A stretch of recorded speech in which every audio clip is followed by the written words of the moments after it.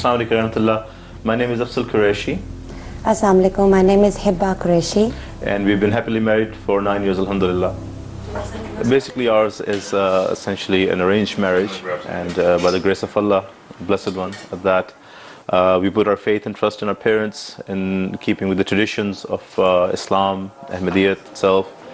And the very get-go, from the word go, it's been nothing but some blessings for us, be it the arrival of our children, finding better employment.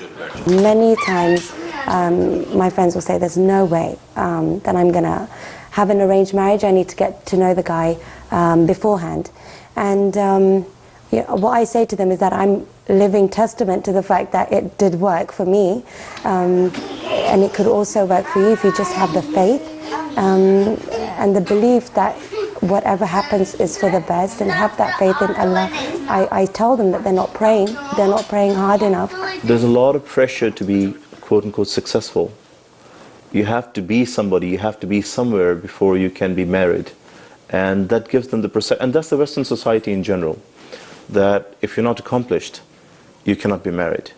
I have to have perhaps a house, I have to have perhaps a car before I get married, I have to have this much bank balance before I get married.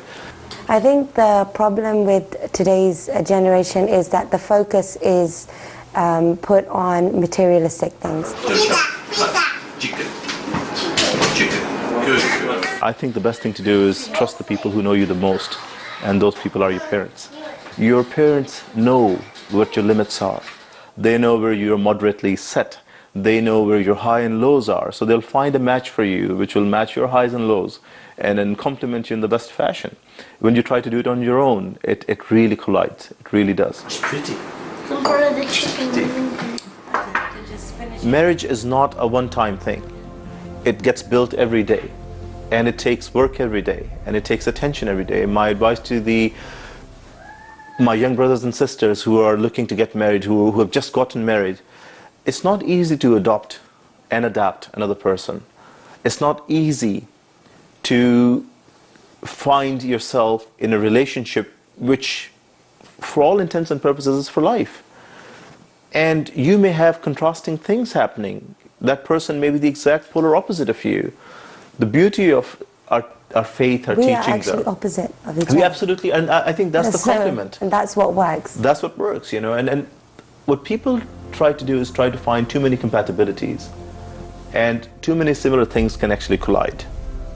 So my advice to young couples would be to pray. And if they don't know how to pray, some people don't know namaz, and if you don't know, try to learn.